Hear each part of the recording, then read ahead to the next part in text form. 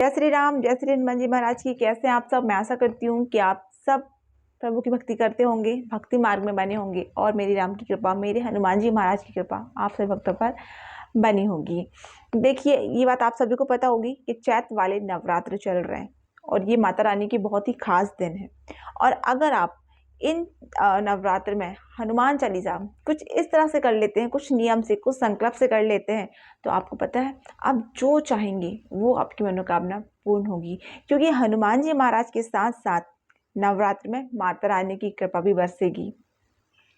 तो करना कुछ नहीं है, जैसे पूजा पाठ आप हमेशा करते हैं ना, जैसे आप संकल्प लेते हैं हनुमान चालीसा का, बिल्कुल वैसे ही लीजिए। लेकिन अगर आप इन नवरात्र में ले लेते हैं संकल्प से आप ना हनुमान चालीसा का पाठ करते हैं, तो आपकी मनोकामना शीघ्र, अति शीघ्र पूर्ण होने वाली है। तो देर नहीं करना। ये जो मंगलवार आ रहा है ना, बहुत ही खास है। आप इस मंगलवार को संकल्प ले लीजिए, ठीक है। करना कुछ नहीं है, बस आप शुद्ध होकर सबसे पहले मंदिर जाएं, भगवान हनुमान जी महाराज के दर्शन करें, ठीक है। और प्रभु को हो सके तो चूल्हा अर्पित करें, सिंदूर अर्पित करें। ये काम लड़की हैं आप तो आप ना करें, भाई से करवाएं। जैसे कि मैं अपनी कई सारी वीडियो में ये बात बता चुकी हूँ कि हनुमान जी महाराज को स्पर्श ना करें, ठीक है। क्योंकि हनुमान जी महाराज ब्रह्मचारी हैं, लड़कियां उन्हें स्पर्श नहीं कर सकती। वैसे ऐसा नहीं है, करने वाले तो बहुत सी महिलाएं ऐसी हैं जो कि करती हैं। मैं अपने बताऊं तो मैं खुद कर देती हूँ। किन्हें करती हूँ? जो घर में है ना, जो मंदिर में मूर्ति स्थापित होती है, विराजमान होते हैं, उन्हें स्पर्श करना तो वर्जित होता ही है, उन्हें स्पर्श नहीं करना। बाकी जो घर में, तो उनकी तो हम सेवा करते ही हैं, क्योंकि हम मंदिर की साफ सफाई करते हैं तो छूना पड़ता है उन्हें, है ना। प्रभु को भोग लगाना होता है, प्रभु को फूल चढ़ाने होते हैं, है ना। कितने सारे काम होते हैं जो कि हमें करने होते हैं। तो जो घर में भगवान विराजमान है। हाँ, एक ये सवाल जो है ना, जो मैं अभी बता रही हूँ, ये सवाल एक बहन ने मेरे से पूछा था कि दीदी, जब हनुमान जी महाराज को हम छू नहीं सकते, टच नहीं कर सकते, तो फिर घर में भी तो वो तो टच हो जाते हैं, उन्हें हम छू देते हैं, तो इसका कोई दोष नहीं लगता। वैसे तो किस भगवान है यार, हमारे क्या दोष लगेगा उनको। लेकिन ये तो हमारे ही नियम बनाए हुए हैं लोगों के, इन्हें नहीं छूना, ये नहीं करना, वो नहीं करना, ऐसा कुछ नहीं है। लेकिन जो नियम बने हैं तो थोड़ा बहुत तो मानना पड़ेगा। घर में जो मूर्ति आपके पास है, आपने विराजमान की है, या फिर हनुमान चालीसा होता है जिसमें प्रभु के चित्र होते हैं, कोई दोष नहीं लगता इसमें, कोई बात नहीं, मैं भी कर देती हूँ मैं साफ सफाई। और मेरे पास जो हनुमान जी महाराज है ना, वो तो पंचमुखी हैं, जिनकी मैं साफ सफाई करती हूँ, पूजा पाठ करती हूँ, उठाती भी हूँ, गोद में भी लेती हूँ। क्योंकि भाई रिश्ता ऐसा है भगवान से, नहीं दूर रहा जाता। दिल करता है कि उन्हें गोद में लें, उन्हें अपने पास रखें, उन्हें छुएं। सभी के साथ ऐसा होता है। तो आप इस चीज़ का टेंशन छोड़ दीजिए कि भगवान को छू नहीं सकते, कि क्या, ऐसा कुछ नहीं है। इसलिए कहती हूँ, भगवान से एक रिश्ता मजबूत कर लीजिए, भाई बना लीजिए या फिर पिता बना लीजिए। कौन अपने पिता को नहीं छूता, कौन अपने भाई को नहीं छूता, बताइए आप।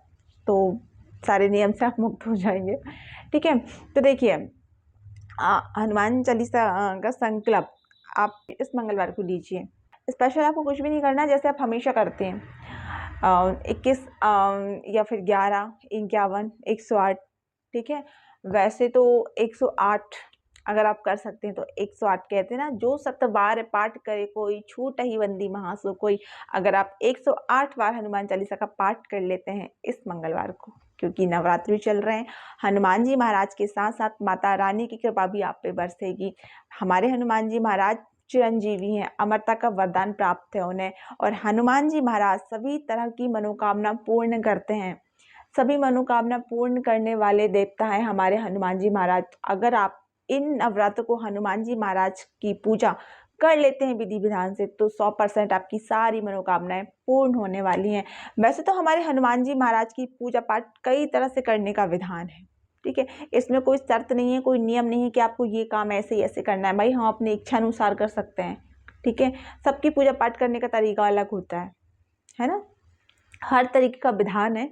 लेकिन जैसे आप करते हैं, जैसे आप पूजा पाठ करते हैं, आप वैसे ही कीजिए, आपको कुछ भी नहीं करना है। बस मैं आपसे ये कह रही हूँ कि अगर आप चाहते हैं कि आपकी मनोकामना शीघ्र, अति शीघ्र पूरी हो, तो आप मंगलवार को हनुमान चालीसा का संकल्प लीजिए, ठीक है। अगर आप 108 पाठ करते हैं तो आप यकीन मानिए, तो प्रभु आपकी मनोकामना शीघ्र पूर्ण करेंगे। नवरात्र में हनुमान चालीसा का संकल्प लेने से सभी तरह के रोग, दुख, दर्द, परेशानी, पीड़ा जो भी शरीर में है, मानसिक तनाव, ये सारे कष्ट दूर होंगे। ऐसा मैंने गुरुजन द्वारा सुना है, जिससे मैं आपको बता रही हूँ। तो आप भी देर मत कीजिए, हनुमान चालीसा का संकल्प लीजिए और आप अपनी मनोकामना को शीघ्र अतिशीघ्र पूर्ण कीजिए। हनुमान चालीसा शुरू करने से पहले आप 11 माला राम नाम की कीजिए। मैं एक बात आपको बता दूं कि जब भी आप हनुमान चालीसा का पाठ करें, ठीक है, तो सबसे पहले आप राम राम राम राम भज लीजिए, जाप कर लीजिए। जितना आप राम राम भजेंगे ना, हमारे हनुमान जी महाराज जहाँ भी हैं तुरंत सुनेंगे आपकी, ऐसे सुनेंगे। और आप यहाँ पाठ कर रहे हैं तो प्रभु आपके पास आके बैठेंगे, ठीक है। आपका जाप सुनने के लिए प्रभु स्वयं आएंगे, इतना यकीन आप अपने दिल में रखें। जब भी आप ये चीज़ करने बैठे तो आप बिल्कुल ये विचार कर लीजिए दिल में कि प्रभु आपके पास बैठे हैं, ठीक है। और जो आप राम राम का जाप कर रहे हैं ना, प्रभु से सुन रहे हैं। क्योंकि हमारे हनुमान जी महाराज एक चीज़ से सबसे ज़्यादा प्रसन्न होते हैं, भगवान श्री राम के नाम से। और ये बात मुझे बार बार दोहराने की ज़रूरत नहीं है, क्योंकि ये बात मेरे सारे सब्सक्राइबर्स जानते हैं, सारे भक्त जानते हैं, जो भी साधक हैं वो ये बात जानते हैं कि हमारे हनुमान जी महाराज सिर्फ राम नाम से ही प्रसन्न हो जाते हैं, ठीक है।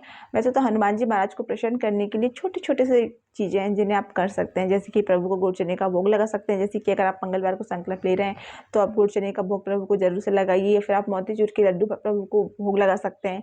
पान का बीड़ा प्रभु को भोग लगा सकते हैं, भगवान को पान का बीड़ा भी बहुत प्रिय है। हमारे हनुमान जी महाराज को रोट बहुत प्रिय है। रोट आपने सुना है, नहीं सुना तो आप देख लीजिए, यूट्यूब में ढेर सारी वीडियोज़ हैं, आपके सामने आ जाएंगी। आटे से बनते हैं, बहुत आसान है इन्हें बनाना। आप रोट का भोग लगा सकते हैं प्रभु को।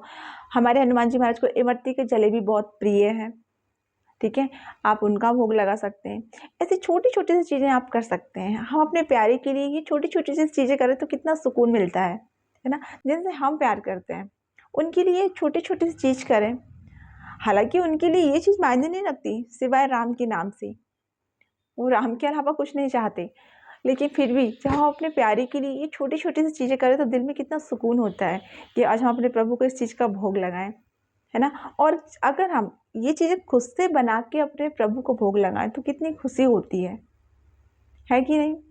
और ये बातें मैं बोल रही हूँ जो कि मैं खुद नहीं करती, ये चीज़ें खुद किसी चीज़ का भोग प्रभु को नहीं लगाती। कभी कभार गुड़ चने का भोग लगा देती हूँ। पहले प्रभु के लिए मोतीचूर के लड्डू खुद से बनाया करती थी, जैसे कि मैंने अपने एक वीडियो में बताया कि मैं अपने प्रभु के लिए खुद से ही भोग बनाती थी, लेकिन कुछ दिनों से मैंने बनाना बंद कर दिया है। हाँ, जल्दी शुरू कर दूँगी बनाना प्रभु के लिए, क्योंकि ये हमारे प्रभु को प्रिय भी हैं और प्रभु के लिए करना खुद को भी अच्छा लगता है।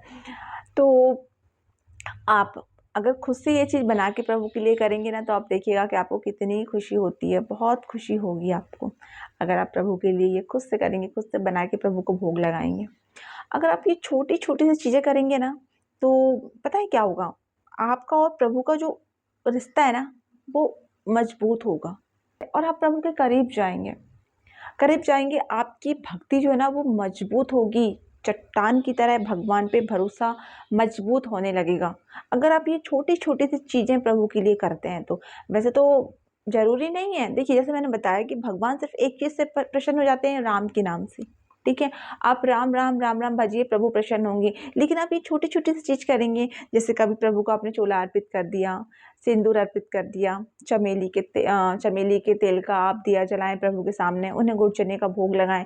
कभी जो अकौआ होते हैं उनके फूल की अकौआ का जो पत्ता होता है उसकी माला प्रभु को पहना है। मैंने एक वीडियो में बोला था, मेरी किसी बहन ने पूछा था कि ये अकौआ क्या होता है, आप मुझे बता दीजिए, तो मैंने कहा था कि मैं यहाँ पे फोटो लगा दूंगी, आप देख लीजिएगा। मैंने नहीं लगाया, मैं भूल गई थी, सॉरी उसके लिए। उन्होंने फिर मुझसे दोबारा पूछा था और मैंने दूसरी वीडियो में भी बोला था अकौआ के पत्ते के लिए, और मैं फिर लगाना भूल गई थी। और आज मैं फिर बोल रही हूँ कि अकौआ का जो पत्ता होता है, तो मैं कोशिश करूँगी कि आज तो मैं लगा ही दूँ। तो आप देख लीजिएगा कि अकौआ का जो फूल है, सबके यहाँ होता है ये, लेकिन हमारे यहाँ कौवा बोलते हैं, पता नहीं है आप लोगों के यहाँ क्या बोलते हैं, ये मुझे नहीं पता। सबके यहाँ अलग अलग नामों से जाना जाता है, क्योंकि है ना, सबके यहाँ कौवा नहीं बोला जाता। उसकी आप माला चढ़ा दीजिए, या फिर जो पीपल देखा होगा, पीपल तो पीपल ही बोलते हैं सबके यहाँ पे, पीपल के पत्ते की माला भी प्रभु को चढ़ाते हैं। आप उसमें श्री राम लिख के प्रभु को चढ़ा सकते हैं, ठीक है। और जो जैसे भोग बताए हैं मैंने कि आप गुड़ चने का, इमरती का, रोट का, इमरती के लड्डू का, है ना। इन चीज़ों का आप प्रभु को भोग लगाइए। पान का बीड़ा प्रभु को पसंद है, ठीक है। प्रभु के लिए आप माला बनाइए खुद से, उनका श्रृंगार कीजिए। ये छोटी छोटी चीज़ें हैं, अगर आप करेंगे ना तो आपको खुशी भी होगी, प्रभु के आप करीब भी जाएंगे और आप उन्हें हर क्षण अपने पास पाएंगे कि प्रभु हमारे आस पास हैं। आपका जो ये दिल है ना, मन है ना, यहाँ वहाँ नहीं भटकेगा, दिल दिमाग यहाँ वहाँ नहीं भटकेगा, सिर्फ प्रभु से ही जुड़ा रहेगा। तो प्रभु के लिए छोटी छोटी चीज़ें करनी चाहिए। और अगर लोग इसे दिखावा बोलते हैं ना, तो आप दिखावा ही ठीक है, ये दिखावा ही सही, लेकिन हम करेंगे। अगर आपको भी कोई बोलता है ना कि दिखावा है ये सब करना, भगवान भाव के भूखे होते हैं, भगवान भाव के ही भूखे होते हैं, ठीक है। लेकिन हम अपने प्यारे के लिए अगर ये चीज़ें करते हैं तो हमें कितनी खुशी होगी, है ना। हम अपनी खुशी के लिए चीज़ें तो कर सकते हैं और इससे हमारे भगवान भी प्रसन्न होंगे। तो देखिए, आज है संडे, जो ये मैं वीडियो बना रही हूँ संडे को बना रही हूँ। कोशिश करूँगी कि जल्दी से वीडियो आप लोगों के लिए अपलोड कर दूँ, तो आप लोग देख लीजिएगा कि मंगलवार के दिन आप, अगर नवरात्रि के बीच में एक बार और शनिवार आ जाता है, पता नहीं आज कौन सा दिन, शायद चौथ है, एक और शनिवार अगर आ जाता है तो आप उसमें कर सकते हैं, वैसे तो नहीं, शायद तक नवमी है।